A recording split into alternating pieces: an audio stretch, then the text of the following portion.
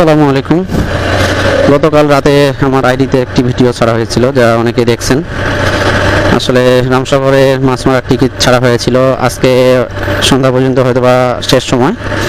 তো গতকালকে আজকে রাতে আর কি আমরা গিয়েছিলাম কয়েকজন মিলে শহর থেকে। আমাদের এক পরিচিত আঙ্কেল, উনি আছে ওখানে, সেখানে গিয়েছিলাম এবং ওনারা চারটি মাছ তখন পর্যন্ত জালে ধরা পড়ছিল। আরও অনেকগুলো মাছ ছুটে গেছে, প্রায় 13টা মাছ ছুটে গেছে।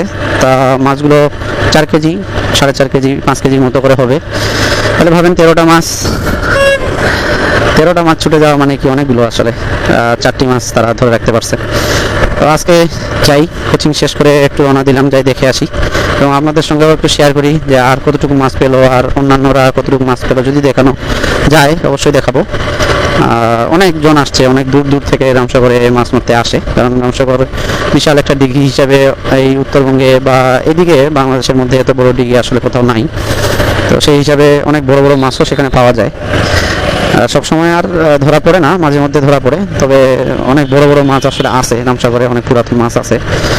তবে কালকে পর্যন্ত আমরা যতটুকু শুনছি, একটা চিতল মাছও ধরা পড়ছিল, সেটা 5 কেজি, 5.5 কেজি হবে। আর অন্যান্য মাছগুলো ব্রিকেট মাছ, তেলাপিয়া মাছ 1 কেজির উপরে আছে। চলেন দেখি। চলে আসছি আমরা। এদিকে রাস্তাটি ভাঙা ছিল, অবশ্য এখন একটু নতুন করে তৈরি করার কারণে সুন্দর হয়ে গেছে। আর গেটে জানি না আটকাবে কিনা, যদিও বা বলবো আমি যে আমার পরিচিত এক আঙ্কেল ভিতরে মাছ মারতেছে, তো ওনার কাছে যাচ্ছি।